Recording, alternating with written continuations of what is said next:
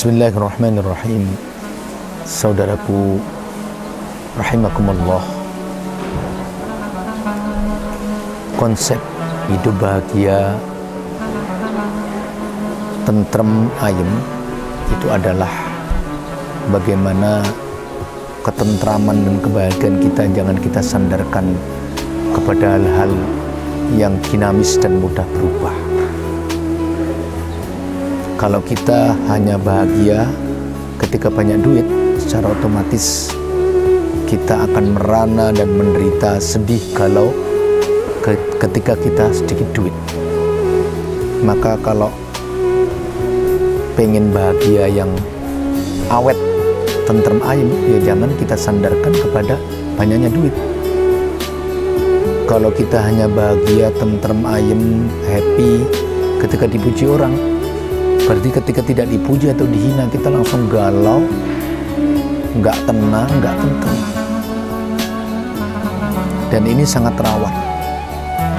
Kalau kita hanya bahagia, tentrem, ayem, senang ketika naik karir jabatan tinggi, berarti ketika kita pensiun sudah tidak jabat lagi.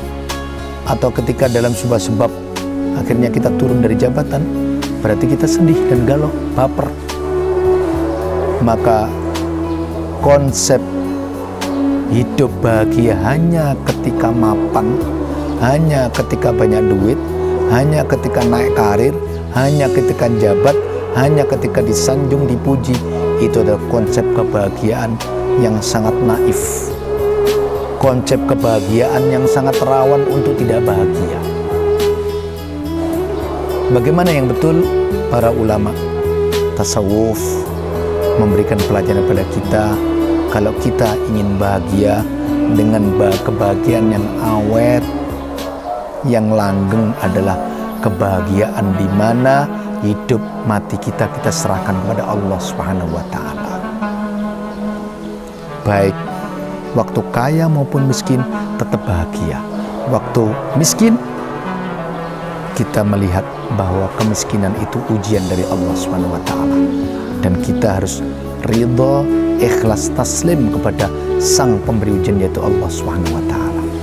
Ketika kaya kita tidak terlalu cingkrak-cingkrak, euforia kegembiraan yang terlalu wah, terlalu memuncak, karena kita pandang kekayaan itu adalah amanah dari Allah Subhanahu wa Ta'ala yang perlu kita syukuri. Kita puji Allah yang telah memberi kekayaan itu, dan kita gunakan kekayaan itu sesuai dengan keinginan sang pemberi, yaitu Allah Subhanahu wa Ta'ala. Begitu juga dengan jabatan. Ketika kita jabat, ya tidak terlalu euforia kegembiraan yang terlalu, tidak. Ketika kita turun dari jabat, ya biasa aja, karena hidup mati kita misinya adalah ibadah kepada Allah Subhanahu wa Ta'ala.